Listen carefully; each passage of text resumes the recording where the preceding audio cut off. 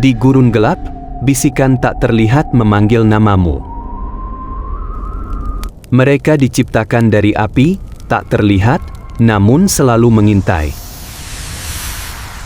Kadang berupa bayangan hitam, bergerak cepat tanpa suara. Jin bisa berubah rupa, menipu mata dengan wujud manusia. Kadang suaranya terdengar seperti bisikan di telingamu.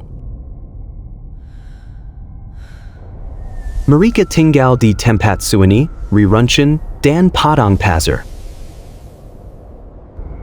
Orang percaya, jin bisa masuk ke dalam mimpi manusia.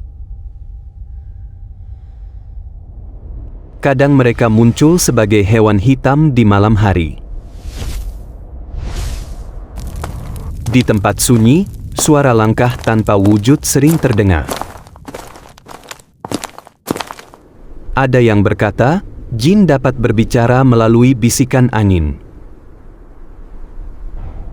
Kadang hanya bayangan samar, menghilang saat kau menoleh. Keberadaan mereka dipercaya bisa membawa gangguan dan rasa takut. Jin bisa muncul di cermin, meniru wajah manusia. Konon, beberapa jin suka tinggal di pepohonan tua. Legenda jin telah diwariskan dari generasi ke generasi.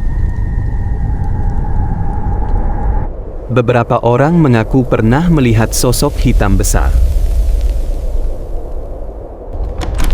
Jin digambarkan sebagai makhluk tak kasat mata penuh misteri. Meski menakutkan, kisah jin selalu jadi bagian budaya. Mereka tetap jadi misteri, tak terlihat, namun selalu terasa.